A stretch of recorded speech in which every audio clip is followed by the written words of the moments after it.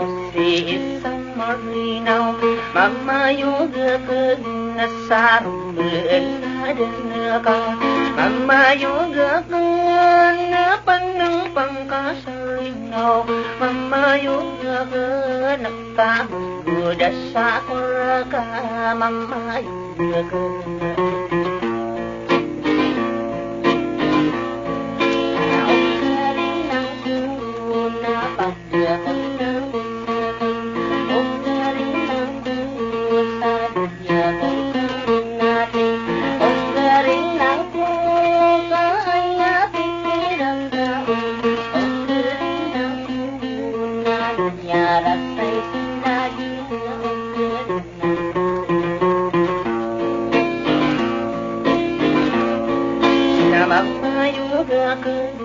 Nakadyatin hakambog mamayuga na sarong beladan ka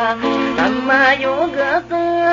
na pikulas ang karanon mamayuga sa beladan ka mamayuga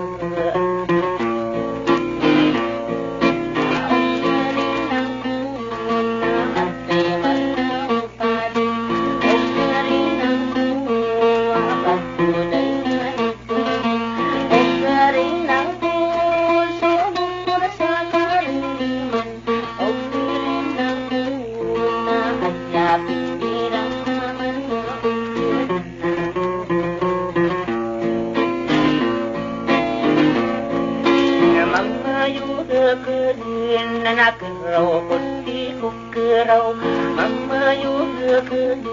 ni kagganati korga mamayuga na makasira kang padin mamayuga na ko kadinan nadapiyag mamayuga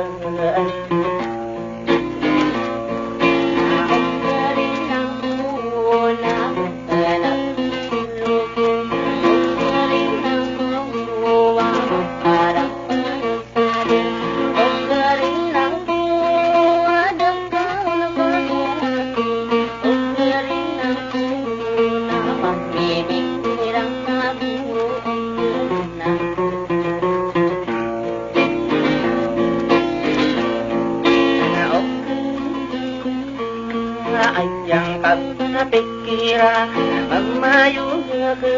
nakakambutap kandudon mamayuga na nirasikila din mamayuga narumbaan ka mamayuga na dangka bumapamikir mamayuga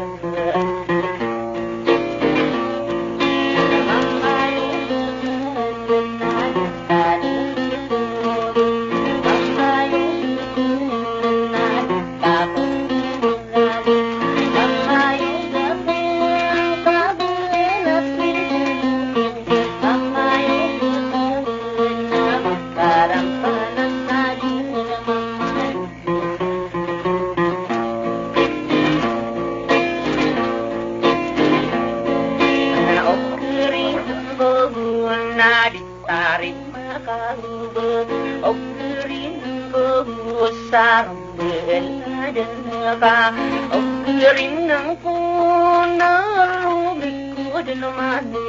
ukirin ko masabad sila sutudul ukirin ko nadang tao para sa linaw ukirin ko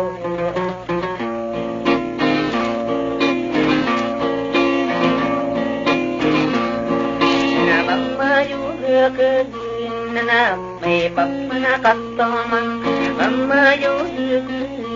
na dako tapikil kang mamayuga na karaw puti kukiraw mamayuga ni kakiribu nila na mamayuga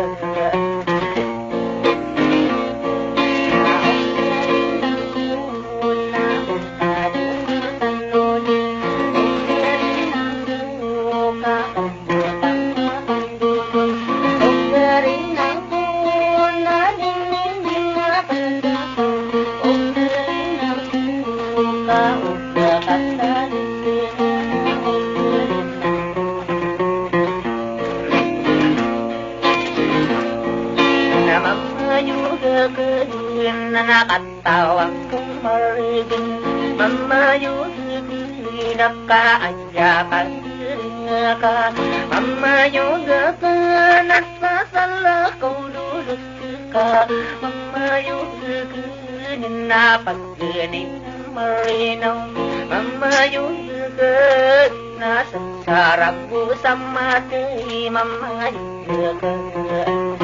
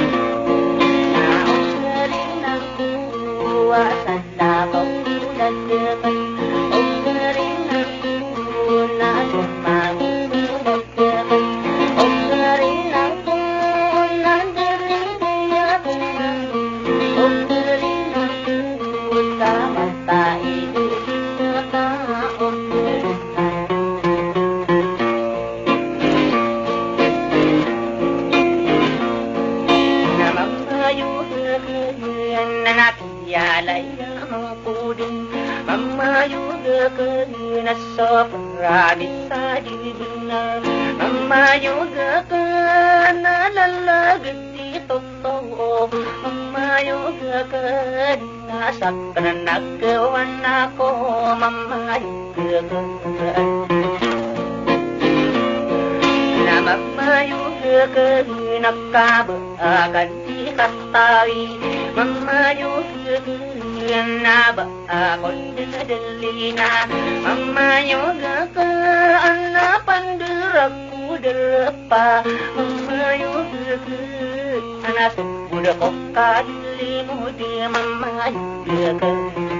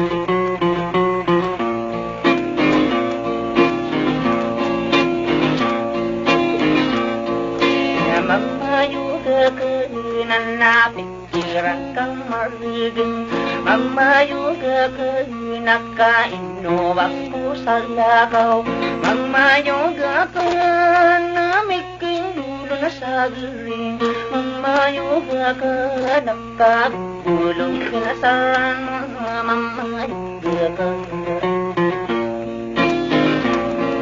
na Mama yugakin nakaanyapit tikirang ko Mama yugakin na makabundo pulinden Mama yugakin na kaya wato kaludi Mama yugakin na nabulo kupiyakada Mama yugakin ng bukitong pulunghani Mama yugakin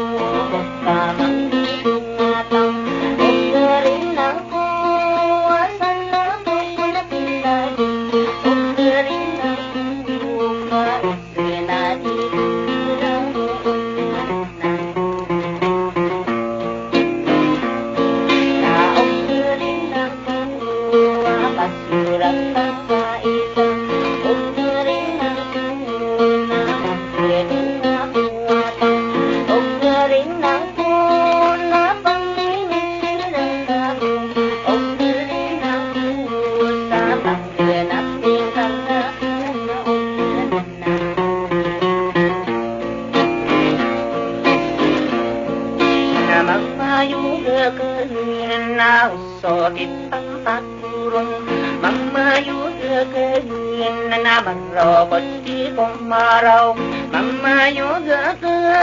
ni kabing takuran mama yoga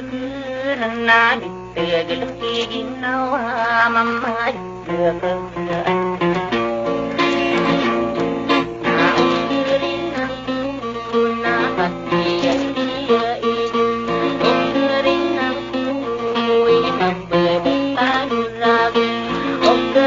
nắng